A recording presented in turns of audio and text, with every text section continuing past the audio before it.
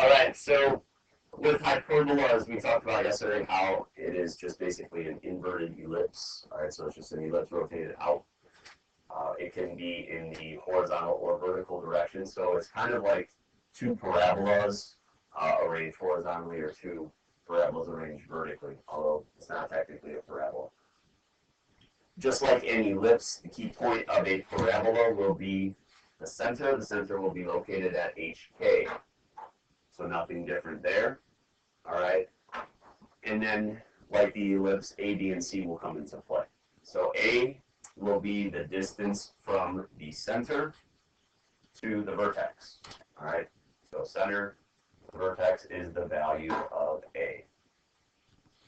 And you can see I have it in general format, just like we did with the ellipse, as far as what those coordinates would be equal to.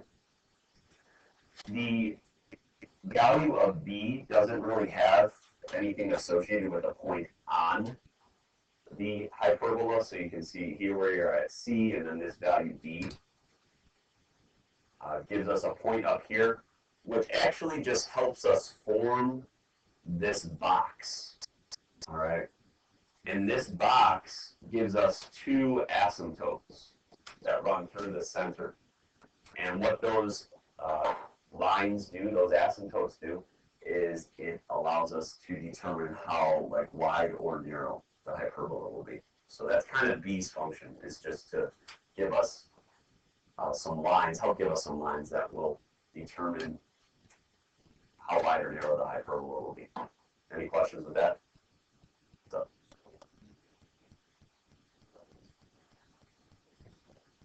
It's just a value that we will use, but it's not going to give us a point on the hyperbola. Okay? And then C is still the distance from the center to the focus. All right, so you can see the value of C down here.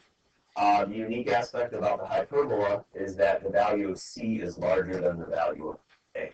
So when we were looking at the ellipse, C was smaller than A. But now P will be larger than A. So notice that the foci are further away from the center than the vertex, okay, which was different when compared to the ellipse. All right? Okay. And again, these diagrams are in the Chapter 9 folder on my website, so don't feel like you need to copy them down. Hyperbola can also be arranged vertically, so same kind of diagram here. All right, again, notice that just like with the ellipse, you have your center, and then the vertex and the foci all line up with one another, okay?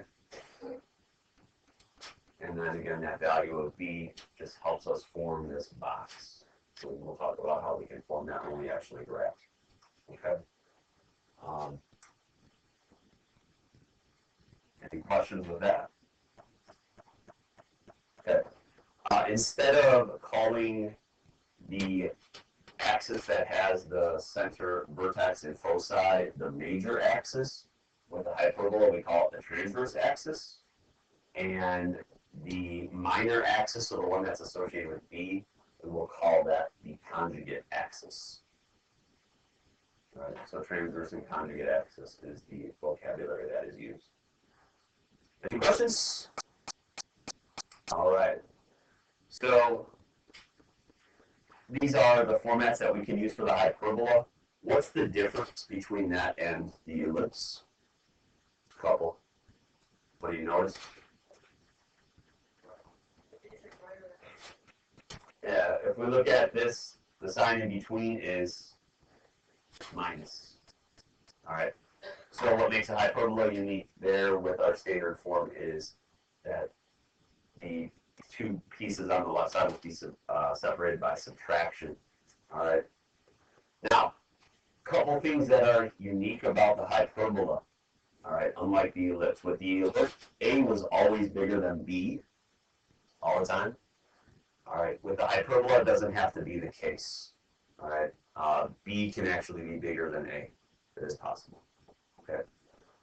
So with the ellipse, we just look to see, to determine if it was a horizontal major axis or a vertical major axis. We looked in the denominators for the bigger value, right?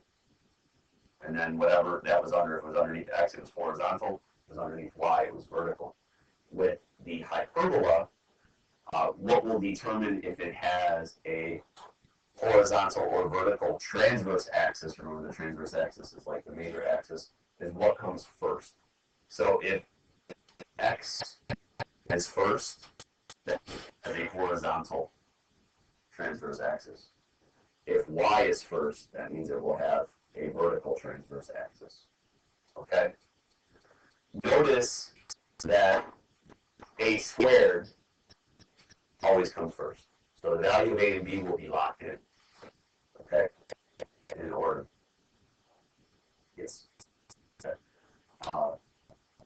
With the ellipse, a squared and b squared would flip-flop depending on if it had a vertical or horizontal major axis.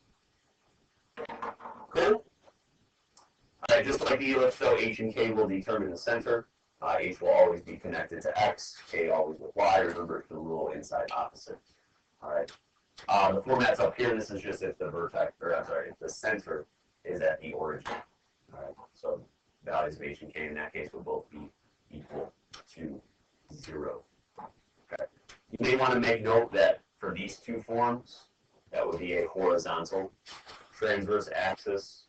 And for these two forms, that would be a vertical transverse axis. All right. You could even just do that with drawing a little sketch. The hyperbola for these two would look something like that, whereas over here it would look something like that. Okay? Relationship between A, B, and C is listed down here. You'll notice that that is not the bizarro Pythagorean theorem. That is just the normal Pythagorean theorem. Absolutely.